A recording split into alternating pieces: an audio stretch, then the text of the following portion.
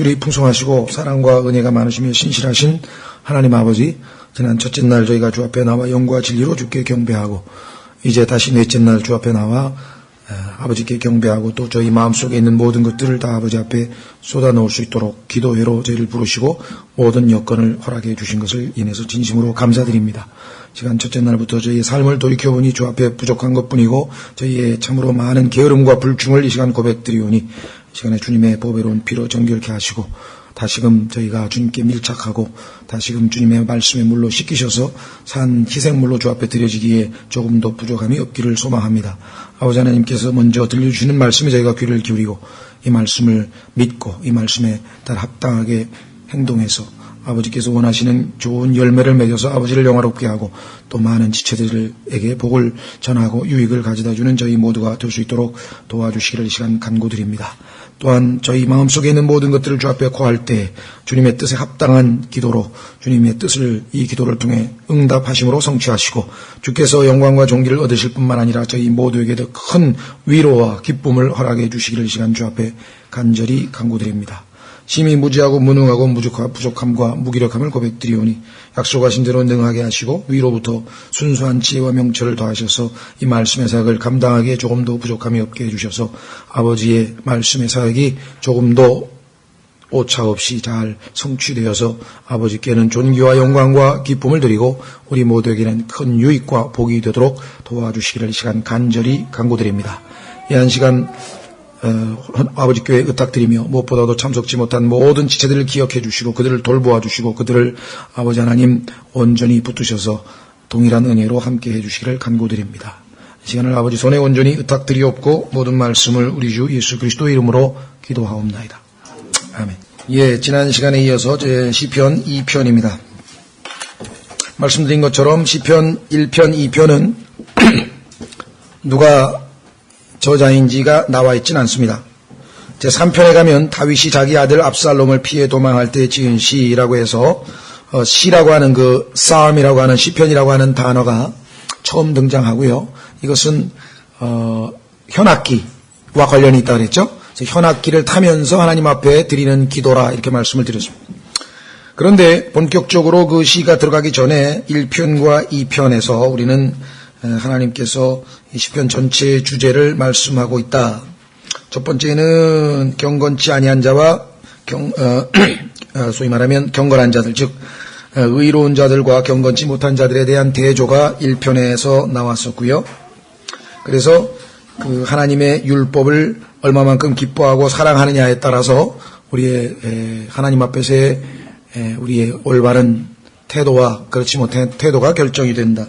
그래서 2편에 가니까 그 하나님의 율법을 기뻐하고 밤낮으로 묵상하는 것이 아니라 오히려 그 율법을 어기고 하나님을 대적하는 이 모든 이 세상의 소위 말하면 존재, 인간들 또 그들을 지도하는 지도자들에 대한 이야기가 나와 있습니다. 그래서 2편은 이 세상이 아담이 타락한 이후로 모든 인류가 하나님을 대적하고 하나님께 저항하고 하나님을 반역하는 그러한 것들에 대해서 하나님께서 어떻게 척결하시는지에 대한 내용이 예언적으로 나와 있습니다. 그래서 이 편은 소위 말하는 시편의 메시아 시편 중에 하나고요. 예수 그리스도의 재림과 그분의 통치에 관한 내용들이 집중적으로 나와 있어서 사실은 이 시편 2편은 우리에게 영적인 적용에 앞서 교리적인 적용이 우선되어야 되는 그러한 책이죠. 예를 들면 예언인데 율법과 예언 이 두 가지는 구약을 이루는 아주 핵심이죠. 그래서 1편, 2편에 이렇게 나와 있고 아주 일종의 시편의 도입 부분에 해당된다고 할 수 있겠습니다. 1절에 보시면 어찌하여 이 교도들이 경노하며 백성이 헛된 일을 꾀하는가. 그 헛된 일이라고 하는 것은 뭔가 하니 땅의 왕들이 스스로 나서며 치리자들이 함께 의논하여 주와 그분의 기름 부음 받은 자를 대적하며 이르기를 그들이 결박한 것을 우리가 끊고 그들이 묶은 줄을 우리에게서 내던지자 하는도다. 그러니까 이 땅에 있는 사람들 중에 그것도 가장 통치자들, 왕들과 지리자들이니까요. 가장 지도자급, 이 인류의 스승이 되는 지도자급에 해당되는 자들이 힘을 합쳐서 주와 그의 기름 부은 자이신 예수 그리스도를 대적하고 그들이 결박한 것, 여기서 결박이라고 하는 것은 실제로 그들을 묶었다는 것보다는 상징적 표현으로 하나님께서 죄인된 인간들에게 죄를 억제하기 위해서 일종의 보호장치로 마련해 놓은 것이 있는데 그것이 바로 하나님의 율법입니다. 그렇죠? 그래서 율법은 가정교사의 역할을 한다고 갈라디아서에 기록되어 있죠. 그래서 그 율법이 우리를 구원으로 인도하지는 못하지만 적어도 우리를 예수 그리스도께로 인도해서 구원의 첫걸음을 내딛게 해줄 수는 있죠. 그 율법을 통해서 우리가 얼마만큼 죄인인가를 알 수 있고 그 율법을 통해서 우리가 얼마만큼 이 마음대로 행동해서는 안 되는 존재인가. 그래서 여기 보면 결박과 묶은 거라고 하는 것은 하나님께서 인간이 자신의 욕심대로 자신의 욕망대로 자신이 원하는 대로 마음대로 살도록 내버려 두지 아니하시고 잘 아시는 것처럼 이방인들에게는 양심을 또 유대인들에게는 기록된 율법을 주셔서 그들로 하여금 하나님께서 정해놓은 어떤 제한된 범위 내에서만 살도록 이렇게 하셨는데 사람들은 그것을 싫어합니다. 우리 어린아이들이 부모님들이나 학교에서의 규칙이나 선생님들의 여러 가지 정해놓은 제한들을 싫어하는 것과 똑같죠. 예를 들면 밤에 10시 전에 들어오라든가 아침에 7시 전에 일어나라든가 텔레비전은 2시간만 보라든가 인터넷은 1시간만 하라든가 이런 것 다 그들에게는 우리 자녀들에게는 그것이 결박이고 그것이 묶은 거라고 한다면 마찬가지로 우상을 숭배하지 말라든가 또 살인하지 말라든가 간음하지 말라든가 이와 같은 제한들이 이 세상에서 마음껏 제멋대로 살고 싶어하는 사람들에게는 제한과 묶은 것과 결박이 될 수밖에 없을 것입니다. 그렇죠? 그래서 하나님은 귀찮은 간섭쟁이가 되어버렸어요. 사실은 하나님께서 인간들을 보호하시고 어떻게든 그 가정교사를 주셔서 그 가정교사로 하여금 예수 그리스도께로 나와서 죄를 인정하고 예수 그리스도의 구속사역을 믿음으로 받아들여서 하나님 앞에 나와 행복한 자가 되게 하라고 지금 시편 1편에 복된 자, 복 있는 자는 또 시편 2편도 끝나는 게 다 복이 있도다란 말로 끝납니다. 이게 지금 이 복받는 그 비결을 지금 말씀해 주고 계신데 사람들은 그 복받는 비결을 왜곡해서 뒤집어서 마귀가 그렇게 사람들에게는 야 네가 마음껏 네 마음대로 너 신 아니야 너 신이 될 수 있어 네가 마음대로 원하는 대로 살 수 있는데 왜 하나님께서 너에게 이래라 저래라 간섭하게 만드냐 이렇게 되는 거죠. 그렇죠? 그래서 가출 청소년들이 다 그런 못된 형님들이나 못된 그 선배들의 꼬임에 빠져가지고 너도 하나의 인격체고 네가 자유대로 네 멋대로 할 수 있는데 뭐 이래라 저래라 거기 왜 그렇게 제한을 받느냐 이렇게 했죠. 그건 아버지의 마음을 모르는 거고 부모의 마음을 모르는 거죠. 제한을 가해서 그를 불행하게 만들려고 하는 것이 아니라 제한을 가하지 아니하면 절제하지 못하고 이게 뭐 고삐 풀린 망아지처럼 이리 뛰고 저리 뛰는 것이 인간의 죄성이기 때문에 그것을 컨트롤하기 위한 수단으로서 주신 것인데도 불구하고 그 하나님의 선하신 뜻을 오해하는 것이죠. 그래서 어찌하여 이 교도들이 이 어찌하여라고 하는 말은 아시다시피 다윗이 아마 보기에 무슨 근거로 다윗이라고 하느냐 사도행전 4장 25절에 가면은요 이 구절을 다윗이 썼다고 인용하면서 시편 저자를 사도행전에서 밝혀놨어요. 그렇죠? 여러분들 아마 야 성경이 앞부분에는 아무 말도 안 하다가 뒤에 가서 갑자기 다윗이 썼다고 얘기한 걸 보면 의도적으로 시편 1, 2편을 저자 없이 놔둔 하나님의 뭔가 의도가 있다는 것. 근데 시편 사도행전 4장에 가면 다윗이라고 분명히 기록되어 있습니다. 확인해 보겠습니다. 사도행전 4장 25절 또 주의 종 다윗의 입을 통해 이르시기를 어찌하여 이 교도들이 경노하며 백성이 헛된 일을 꾀하는가 땅의 왕들이 일어서며 치리자들이 함께 모여 주와 그분의 그리스도를 대적하는도다 하신 분이로소이다. 이 얘기는 복음을 전하는 데 있어서 이 당시의 빌라도를 포함해서 이 헤롯 등등 통치자들이 당시의 권력자들이 복음을 전하는 일을 방해할 때 이 시편 구절을 인용해서 이교도들이 헛된 일을 꾀한다. 왜? 그래봐야 하나님의 복음의 말씀이 전파 안 될 일은 없을 것이고 하나님을 대적해봐야 자신들이 손해일 텐데 그런 말씀이겠죠. 그러니까 다윗처럼 하나님의 마음을 읽을 줄 아는 사람은 하나님께서 얼마나 자신을 사랑하시기에 이렇게 구체적인 말씀도 주시고 율법도 주시고 그리 하는가 이렇게 되어야 되겠죠. 그런데도 불구하고 가만히 보니까 이교도들이 경노했다. 여기서 이교도라고 하는 말은 참 하나님을 모르는 다른 종교를 섬기는 모든 사람들이라고 해서 종교적인 뉘앙스가 들어가 있는 말입니다. 종교적. 보통 인종적 뉘앙스가 들어갈 때는 이방인이라고 하는 말을 써요. 그러니까 유대인과 이방인, 그건 인종적인 뉘앙스가 들어가 있고, 그 다음에 이스라엘과 민족들, 그러면 정치적인 뉘앙스가 들어가 있고, 여기처럼 주의 백성, 다시 말해서 주님의 백성과 이교도 하면은 이건 종교적인 뉘앙스가 들어가 있죠. 어쨌거나 이교도들은 참 하나님을 알지 못하고 잘못된 신들을, 즉 우상들을 섬기는 자들을 일컬을 때 사용하는 용어입니다. 그래서 어찌하여 이교도들이 경노하며 하나님 앞에서 감히 대들려고 하나님 앞에 아주 그냥 머리를 꼿꼿하게 들고 일어섰다? 이건 다윗이 바라볼 때에는 도저히 용납할 수 없는 말이 안 되는 짓이 아니냐. 백성이 헛된 일을 꾀하는가. 자, 헛된 일이라고 하는 것은 하나님 앞에 대적해서 이길 수 있는 자가 어디 있겠습니까? 여러분도 아시다시피 하나님이 보시기에 이 땅에 있는 모든 민족들은 물방울 하나밖에 안 된다 그랬죠.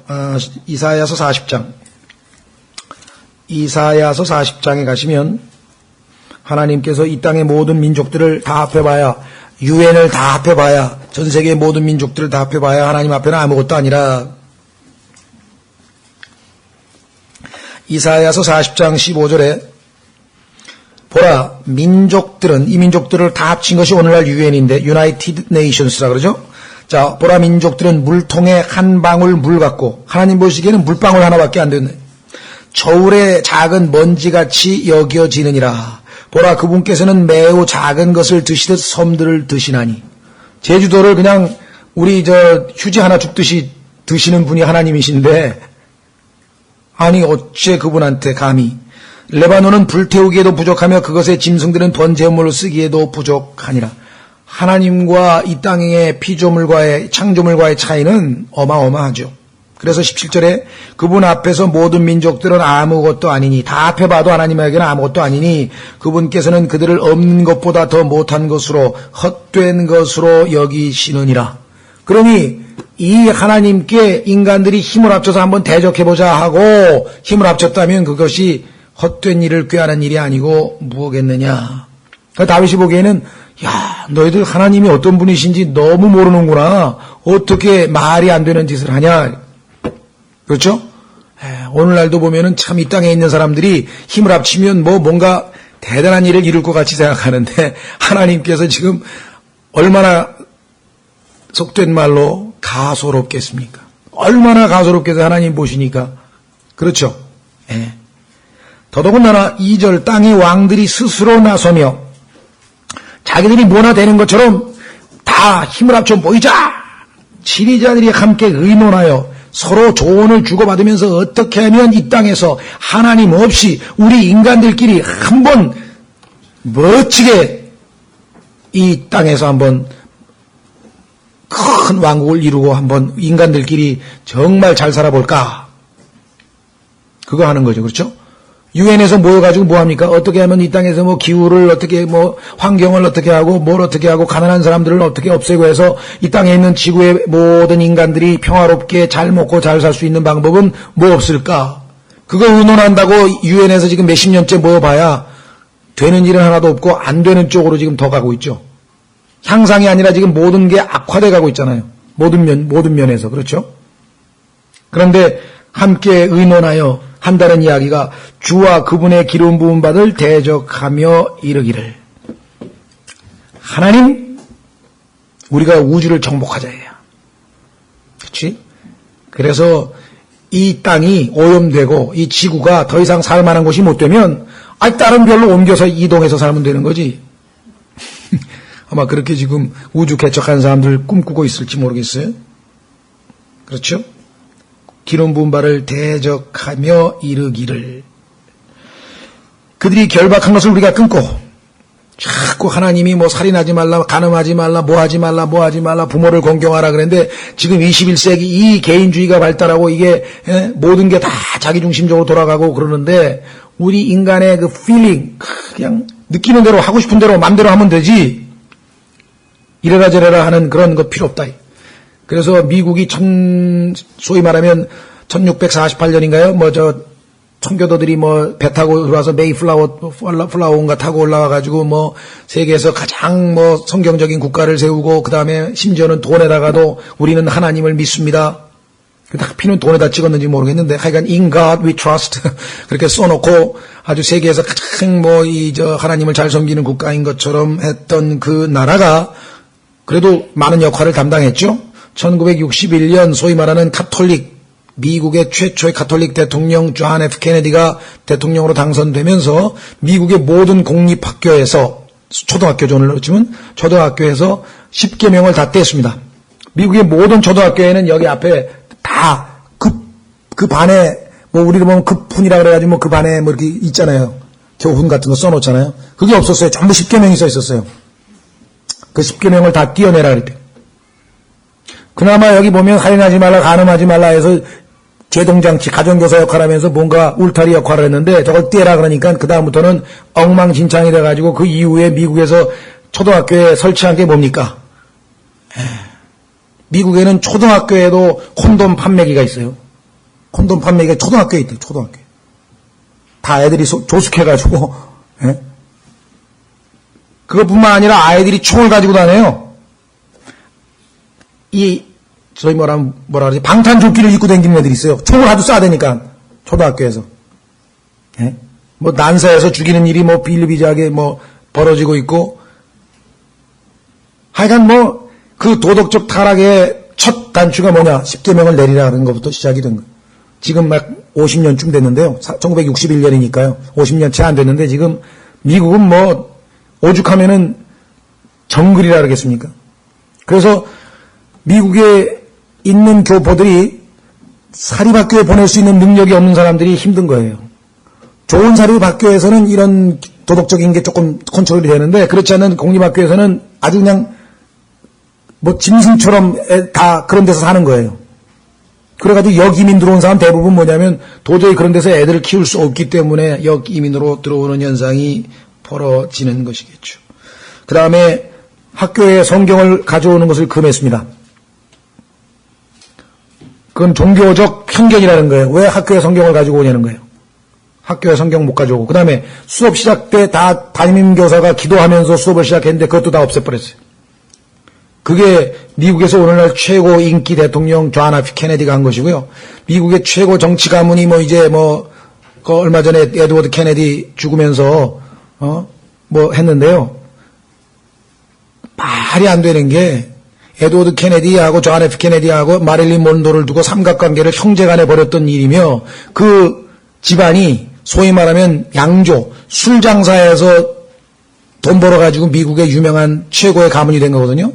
그러니까 미국의 도덕적 수준을 생각해 보세요. 술로 수없이 많은 사람들을 망가뜨리고 술 장사에서 돈 번 사람이 미국의 최고의 명문 가문이라고 드높이고 있는 걸로 봐서 하늘에 계신 하나님께서 얼마나 가소롭지 않겠습니까? 이것 이외에도 가소로운 일이 너무나 많아서 그러셨는지 4절 하늘들에 앉으신 분께서 웃으시며 웃음밖에 안 나와 하는 짓들이 우리도 그렇죠. 아이들이 너무 유치한 짓을 하면은 그냥 뭐라고 해야 되나 그냥 웃음밖에 안 된다. 일부러 비웃으려고 하는 게 아니라 너무나 가소로우니까 말이 안 되는 짓을 하니까 그뿐만 아니라 주께서 그들을 비웃으신다 그랬는데요. 이 비웃는다고 하는 말은 조금 더 강력한 의미입니다. 사실은. 그러니까 하늘들에 앉으신 분께서 웃으시며 주께서 그들을 조롱하시리다. 이 비웃는다는 얘기보다는 조금 강력한 뉘앙스가 들어가 있는. 한번 해볼 테면 해봐라. 그래? 너희가 가지고 있는 핵무기 전부 다 사용해가지고 로켓에다 실어가지고 우주선에다 실어가지고 하늘에다 대고 한번 쏴보라. 덤벼보라는 거죠. 나한테 한번 덤벼보라는 거죠. 지금 너희들이 하고자 하는 일이 그거라고 한다면 하나님 빼고 뭐든지 다 해본다. 나를 빼고 될 일은 하나도 없다는 거죠. 이 땅에 있는 인간들이 나중에 얼마나 하나님의 참 그 진노를 살지는 그냥 비웃고 계신 정도가 아니에요. 자, 잠언 1장으로 가시면, 잠언 1장으로 가시면, 하나님께서는 우리를 인격적으로 대하십니다. 그래서 하나님께서 우리에게 인격적으로 접근하셨을 때 그것을 거부하면 하나님께서도 동일하게 우리를 대해 주실 것입니다. 잠언 1장 24절에 내가 불렀으나 너희가 거절하였도다. 내가 내 손을 내밀었으나 아무도 중시하지 아니하였으며 도리어 너희가 내 모든 권고를 무시하고 내 책망을 전혀 원치 아니하였음즉. 십계명 다 띄워버리고 그래 네 멋대로 산다 이거지. 그래 살인하지 말라 그랬더니 마음껏 총 쏜다. 그렇죠? 간음하지 말라 그랬더니 마음껏 음행을 저지르고 하기야 대통령서부터 앞장서서 했으니까 클린턴 그 이전에 존 F 케네디도 그랬고. 지금 사르코지는 하여간 사르코지도 그렇고 베를루스코니 이탈리아 대통령은 하여간 매일 신문에 나는 게 연문이에요. 매일 스캔들이야 매일. 그런데도 아직도 총리야. 참 대단해요. 하기야 이탈리아는 창녀가 국회의원으로 당선되는 나라니까 그런 나라는 더 이상 기대를 해봐야 아무것도 기대할 게 없는 나라가 됐죠. 상상을 초월하는 일들이 지금 벌어지고 있습니다. 그렇죠? 상상을 초월하는 일이 벌어지고 있어요. 하나님께서 이 제안을 주신 거는 다 거부해버렸다. 그럼 어떻게 되겠는가? 26절 나도 내 재난을 보고 웃으며 여기 나왔잖아요. 하나님께서 웃으시겠다 재난을 보고 이 웃는다고 하는 말이 이제 비웃는다는 말로 번역되기도 합니다. laugh at이라고 할 때 내 두려움이 이를 때 조롱하리니 여기 나와 있잖아요. 아까 나와 있던 것처럼 조롱하리니. 하나님 앞에 비웃음을 당하고 조롱을 당하면 얼마나 두렵겠습니까? 그분이 어떤 분이신지 우리가 안다면. 그렇죠? 아마 벨샤살 왕처럼 다리가 후들후들 떨리고 허리가 풀려가지고 막 벽에서 나온 글씨 하나만 보고도 지금 막 앞이 안 보이고 앞이 캄캄한 판인데 그분 앞에 서 있으면 어떻게 될는지 한번 생각을 해보십시오. 너무나 두렵고 떨리죠? 참으로 안타깝습니다. 참 이 땅에 있는 모든 이분을 거부한 자들이 당할 그 두려운 일들을. 자, 이에 대해서 하나님께서 단지 비웃고 마냐 그렇지 않습니다. 5절에 그때 그분께서 진노하사 그들에게 말씀하시고 드디어 하나님의 진노의 대상이 됐네요. 자, 로마서 9장으로 가보겠습니다. 로마서에 가보면 하나님의 진노의 그릇이 되는가 하나님의 긍휼이 그릇이 되는가 이건 둘 중에 하나입니다. 선택은 우리에게 있어요. 선택은 우리에게 있죠. 죄송합니다. 로마서 9장이 아니고 11장이죠. 거기서 보죠. 아니냐. 진노의 그릇. 9장이네요. 9장. 죄송합니다. 11장이 아니고 9장. 9장에 보면은요. 그릇이 두 종류가 있어요. 이 세상의 모든 인간들을 하나님께서는 두 그릇으로 나누셨는데 이렇게 말씀했네요. 22절 만일 하나님께서 자신의 진노를 보이고 자신의 권능을 알리기 위해 파멸시키기 합당한 진노의 그릇들에게 심히 오래 참으심으로 인내하시고 그 진노의 그릇들도 다 오래 참고 기회를 다 주신 것이에요. 지금도 참고 계시잖아요. 반면에 23절 이로써 영광에 이르도록 미리 예비하신 긍휼의 그릇들에게 자신의 영광의 풍성함을 알리려 하셨을진데 무슨 말을 하리요. 이 긍휼의 그릇들은 우리니. 이게 얼마나 감사한 일입니까. 하나님의 긍휼의 대상이 됐다가 하는 것만큼 복된 인생이 없는 것이죠. 곧 그분께서 유대인들 중에서 뿐만 아니라 이방인들 중에서도 부르신 자들이니라. 자, 그래서 우리는 다시 시편 2편 5절로 와서 진노의 대상이 된 사람들이 나와 있습니다. 뿐만 아니라 하나님께서 드디어 그들에게 심판을 하시는데 어떻게 하는가? 심히 기뻐하지 아니하사 몹시 불쾌히 여겨 직역을 하면 조금 여기는 심히 불쾌하지 여기지 아니하사 이렇게 했는데요. 아주 심히 불쾌히 여기사 이런 뜻이 디스플레이저라 했잖아요. 그죠? 심히 불쾌하게 여기셨어요. 얼마나 불쾌하시겠어요? 피조물이 하나님 앞에 그렇게 뻔뻔스러운 얼굴로 대들고 믿으라 그래도 믿지도 않고 구원의 길로 가라도 싫다 그러고 요리 뺀질 조리 뺀질 하면 하나님께서 아직도 참고 계신다는 게 여러분들 이해가 되십니까? 여러분들 어떠세요? 만약에 여러분이 하나님이라고 하면 지금 하나님께서 예를 들면 어떤 사람은 30살이라고 칩시다. 30년 동안인데 15살 때부터 복음을 들었다고 치고 15년 동안 하나님께서 참고 계시는 것 여러분과 저는 아마 한 달 반도 못 참을 거예요. 그렇게 뺀질거리면. 한 달 반? 참을까? 벌써 그냥 끝났죠. 하나님도 오래 참으시는 분이라거든요. 그래서 불쾌 여기사 그들을 괴롭게 하시며 이르시되 그러나 하나님의 긍휼은 영원한 것이 아닙니다. 때가 차면 하나님께서 거기에 대해 해당하는 보응을 하시기에 마련이죠. 그들을 괴롭게 하시며 이르시되 좋다 이래요.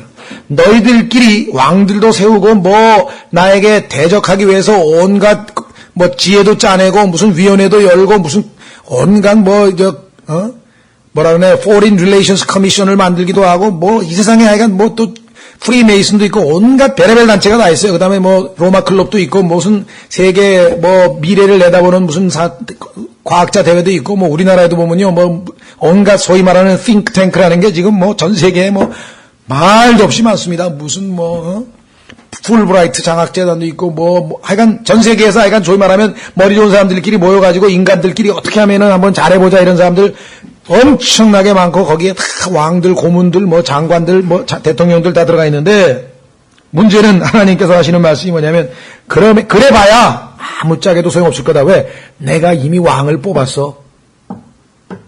너희가 할 일은 그 왕에게 찾아와서 무릎 꿇고 엎드리는 일뿐이야.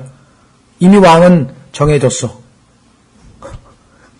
그 왕이 정해졌다 그러시는 거예요. 그럼에도 내가 이미 내 왕을 내 거룩한 산 시온에 세웠노라 하시리로다. 지금 하늘에 시온에 왕이 계셔요. 하나님 보좌 우편에. 지금 지상으로 아직 내려오지는 않았지만 셋째 하늘에 지금 그분께서 떡하니 지금 계신다. 그렇죠? 내가 칙령을 밝히 보이리라. 황제가 칙령을 발표하죠. 그 칙령이 이미 선포돼서 더 이상 못 고쳐 이제 이건. 그 뭐냐면 이 온 우주의 왕은 이미 내가 세웠다 이게 하늘에. 저 셋째 하늘에 이미 계시다 이 말. 누구냐? 주께서 내게 이르시되 예수 그리스도께 너는 내 아들이라. 내가 내 아들로 왕을 삼았다 이게. 그렇죠? 이날 내가 너를 낳았도다. 내게 구하라. 하나님께서 이제 아들에게 말씀하시는 거예요. 내게 구하라 이게. 내가 이교도들을 내게 상속물로 주고 그래서 나중에는 모든 혀가 예수님을 주라고 시인하고 모든 무릎이 예수 그리스도 앞에 가서 엎드리게 된다 이게. 여기 나왔잖아요. 그러니까 얼마나 어리석어요. 어차피 나중에 가서 예수님 앞에 가서 주여 하고 고백할 거 이 땅에서 미리 주여 하고 구원받고 나서 아버지여 하고 싹 바꾸고 그 다음에 이 땅에서 살면 얼마나 복됩니까? 끝까지 버티다가 나중에 실컷 두들겨 맞고 막판에 어차피 주님이라고 불러야 된다고 성경에 써있죠. 어차피 주님이라고 고백하게 돼 있다고 성경에 써 있어요. 너무나 어리석지 않습니까? 그렇죠. 어차피 나중에 주님이라고 부를 건데 자 그래서 뭐라고 했습니까? 내가 이 교도들을 내게 상속물로 주고 땅의 맨 끝 지역들을 내게 소유로 주리라. 이 모든 것 다 예수님께 다 줬어. 그분이 왕이야. 자, 이 시편 2편 8절은 일반적으로 세계 유수의 선교단체들이나 개개인 선교사들이 이 구절을 가지고 자신이 선교사로 부름받았을 때 많이 사용하는 구절입니다. 내게 구하라. 내가 이 교도들을 내게 상속물로 주고 땅의 맨 끝 지역들을 내게 소유로 주리라. 그래서 주여 내가 주님 선교사로 나갈 때 주시옵소서 이 말씀을 보통 약속의 말씀으로 봤는데요. 저는 그것을 잘못됐다고는 하지 않겠습니다. 영적으로 적용한다면. 그러나 1차적으로 교리적으로 이것은 예수 그리스도께서 아버지로부터 이 온 땅을 상속물로 받으셔서 통치하시게 될 그것에 대한 교리적 말씀이지 선교사에게 이 말씀을 가지고 나가서 온 땅에 가서 복음 전하면 이 모든 땅을 내게 주리라. 많은 사람을 내가 죄인들을 너에게 넘겨주리라 하신 그 약속은 아닙니다. 좀 영적으로 우리가 이걸 적용한 것에 대해서 완전히 틀렸다, 잘못했다 이렇게는 말씀을 드릴 수 없죠. 안타까운 것은요. 이 많은 분들이 자기가 하나님으로부터 선교사가 될 때 어떤 말씀을 받았다 이런 말씀들을 해요. 근데 그 말씀은 개인적으로 하나님과의 관계에서 이루어진 일이기 때문에 우리가 당연히 존중해야 되고 이래라 저래라 할 필요는 없는데, 그것이 이제 공식화돼서 어떤 간증문에 쓰인다든가 이렇게 됐을 때 보면 어떤 경우에는 그분이 받은 말씀인데 그 말씀이 개혁 성경에 있는 말씀인데 킹제임 성경하고 비교해 보니까 변개된 말씀일 수도 있어요. 그런 경우도 제가 봤어요. 당혹스럽더라고요. 이게 본인은 그 말씀을 가지고 하나님 앞에 선교의 사명을 받고 나아간다 그랬는데 보니까 그게 그 말씀이 성경에 없어. 변개된 거야. 그러면 이건 참으로 안타까운 일이 벌어지는 수가 있는데요. 이 말씀도 우리가 조심해서 사용해야 됩니다. 선교하러 갈 때 이 말씀 딱 왔다. 바로 이거였어. 이 교도들을 내게 성성물로 주리라. 하나님의 약속을 받고 나는 나아간다. 그러나 이것은 전적으로 예수 그리스도에게 해당되는 말씀이죠. 내가 그들을 철장으로 부수고, 그러면 복음 전하러 가서 철장으로 다 부숴버릴 겁니까? 8절만 딱 띄워가지고 요거만 적용하고 9절서부터는 어떡할 거예요, 그럽니까? 그럼 영적으로 또 적용해요? 가서 그들을 괴롭히고 있는 마귀들을 다 철장으로 내리치는 겁니까? 그럼 점점 성경을 이렇게 영적으로 갖다 붙일 수밖에 없게 되죠. 그렇죠? 내가 그들을 철장으로 부수고, 아마겟돈 전장에서 실제로 이들을 다 저 그리스도의 왕국을, 이방 왕국들을, 이교도 왕국들을 다 심판하시죠. 토기장의 그릇같이 산산조각 부수리라 하셨도다. 하나님께서 아들에게 이 놀라운 고난을 주시겠다. 그런즉 오 땅들아 이제 너희는 지혜로울지어다. 땅의 재판관들아 너희는 교훈을 받을지어다. 그러니 하나님께 뜻은 이미 굳게 서 있다. 그러면 이 땅의 모든 존재들이 해야 될 일은 무엇인가? 즉시로 지혜로워야 된대요. 어떤 게 지혜로우냐? 줄을 잘 서야지. 그렇죠? 패배자에게가 줄 서면 안 되죠. 승리자에게가 줄 서야 될 거 아니에요. 빅터. 이기는 자 누구냐? 바로 예수 그리스도. 땅의 재판관들아 너희는 교훈을 받을지어다. 어떻게 해야 되냐? 주님 앞에 나아가라. 10절 두려움으로 주를 섬기고 떨며 기뻐할지어다. 너희가 해야 될 일은 즉시로 주님 앞에 나와 그분 앞에 두려움으로 주를 섬기고 떨며 기뻐하는 것. 그것이 유일한 선택이다. 그래서 그것은 구체적으로 어떻게 표현되는가? 그것은 바로 하나님께서 세우신 하나님의 아들, 이 땅의 만왕의 왕으로 선택되고 임명되신 그분에게 입을 맞추라. 그분을 사랑하고 그분을 헌신하고 그분을 섬기고 그분의 종이 되라. 그 아들에게 입을 맞추라. 그 아들에게 입을 맞추라. 그래야지 아니하면 그분께서 분노하사 그분의 진노가 조금이라도 타오를 때 너희가 길에서 망하리로다. 다 타오를 필요도 없어. A little, 그냥 조금, 약간 진노했는데도 불구하고. 그렇죠? 여러분들 풀무불에서 다니엘의 세 친구를 거기다가 집어넣으러 데리고 가던 사람이 불타서 그냥 죽은 것 여러분 아시죠? 그러니 인간들이 그 정도라면 하나님께서 하실 그 지옥불은, 헬파이어는 얼마나 뜨거울까 여러분들 생각해 보십시오. 그분을 신뢰하는 자들은 다 복이 있도다. 그 아들에게 입맞추고 그 아들을 신뢰하는 자 복이 있도다. 복 있는 자가 누구냐? 바로 시편 1편에서 언급이 되어 있었는데 그 복 있는 자가 가야 할 길이요 진리요 생명이신 그 하나님의 아들, 하나님께서 세우신 왕, 그분을 께 나아가 입맞추고 그분을 믿고 신뢰하고 사랑하고 헌신하고 그분을 섬기는 것, 그것이야말로 행복이 보장되는 첩경이 된다라고 하는 것을 하나님께서 1장과 2장에서 선포하고 계신 것 같습니다. 전체적인 개요만 우리가 좀 살펴봤고요. 다음 시간에 2편의 중요한 영적 교훈들을 좀 얻기 위해서 1시간 더 하겠습니다. 그래서 우리가 시편 1편과 2편은 2시간에 걸쳐서 했고요. 3편서부터는 이제 우리가 조금 더 한 편씩 특별한 경우가 아니면 영적인 교훈을 얻어나가면 될 것 같습니다. 그래서 시편 전체의 도입 부분으로서 가장 핵심적이고 가장 중요한 것, 복 있는 자, 복을 주시는 분께로 나아가 그분 앞에 두렵고 떨리며 그분께 입 맞추고 그분을 섬기는 것, 그것이 우리가 가야 할 길이다, 이렇게 말씀을 했습니다. 그분이 가르친 교훈을 받고 그분이 가르친 어떤 내용을 암기하고 그분이 가르쳐진 무슨 종교적인 의식을 행하고 그건 아닙니다. 그분을 찾아가서 그분 앞에 엎드리고 그분으로부터, 그렇죠? 사랑을 받고 그분과의 교제 가운데 그분께 입맞추고 그럴 때 그분을 인격적으로 신뢰하는 자, 복이 있다. 그렇죠? 그래서 이 기독교라고 하는 종교는 인격적인 종교입니다. 만남의 종교고요. 그래서 그분과 사귐이 시작이 된 것이에요. 어떤 사상을 배워서 머릿속에 넣고 실천하고 뭐 그것을 뭐 열심히 그거 아닙니다. 이분과의 살아있는 매일매일의 인격적인 사귐이죠. 아버지와 아들과의 사귐. 그렇죠? 다음 시간에 우리 이 편 아주 의미심장한 시편인데 조금 더 하도록 하겠습니다. 오늘 여러분과 제가 하나님의 진노의 그릇이 아니고 긍휼의 그릇이 되고 우리가 왕 되신 예수 그리스도와 함께 왕 노릇할 그러한 엄청난 신분을 획득했다고 하는 것에 대해서 우리가 신분을 획득한 그것으로 만족하는 것이 아니라 그 본분에 맞게 합당한 삶을 살고 삶을 행동만 하는 게 아니라 성품 자체가 그분의 성품으로 변화되어 가도록 그분께 우리 자신을 내어 맡기는 것, 그것이 우리가 가야 할 길이죠. 이 시간 다 같이 같은 교훈을 놓고 잠깐 본문을 놓고 기도하겠습니다.